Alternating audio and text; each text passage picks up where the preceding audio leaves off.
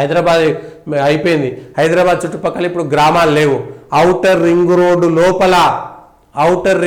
లోపల ఎక్కడ కూడా ఒక గ్రామ పంచాయతీ లేదు.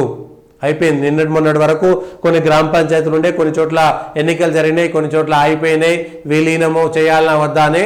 ఆఖరికి జిహెచ్ఎంసీలోనైనా విలీనమైనాయి, లేకపోతే ఆ పక్కన ఉన్నటువంటి మున్సిపాలిటీ లోపలైనా విలీనమైపోయినాయి. హైదరాబాద్లో రింగ్ రోడ్డు లోపల ఎక్కడ కూడా ఒక గ్రామం లేదు. ఇప్పుడు ఏ ఒక్క చోట కూడా గ్రామం లేదు.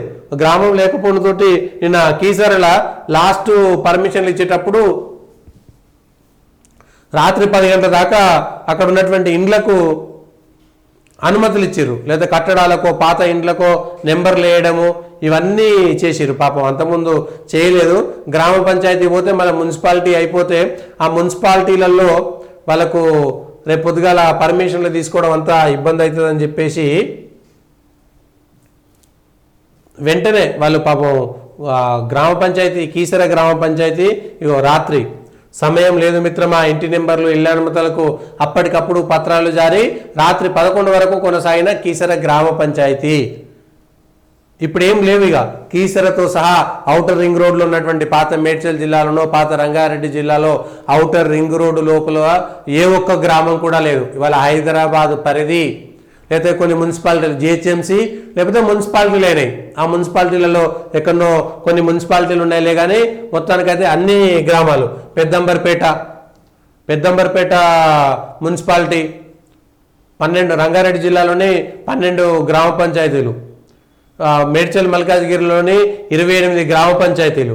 ఇంకేం లేవు. గ్రామాలే ఉండనటువంటి పరిస్థితి అయిపోయింది ఇక లాస్ట్కి. ఏం చేయాలి? అభివృద్ధి పేరు మీద జరిగేటువంటి అభివృద్ధిని చూడాలన్నా, జరుగుతున్నటువంటి వినాశనం చూడాలన్నా తెలియదు.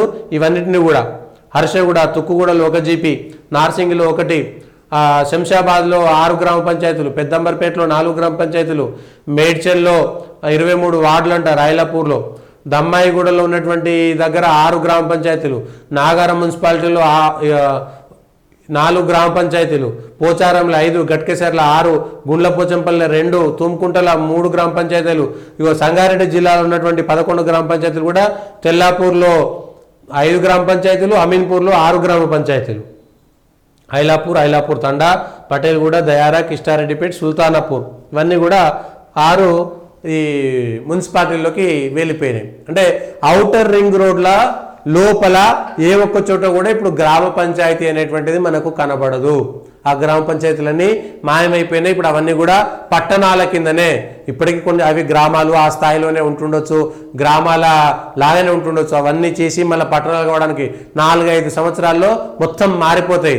ఇప్పుడైనా సరే ఈ మున్సిపాలిటీలోనైనా సరే ఆ గ్రామాలకు సంబంధించినటువంటి గ్రామ కంఠం భూములు, లేకపోతే అక్కడ ఉన్నటువంటి చెరువులు, అక్కడ ఉన్నటువంటి కుంటలు, ఇవన్నిటిని ఇప్పుడే ఒక మార్కింగ్ చేస్తున్నారా లేదా?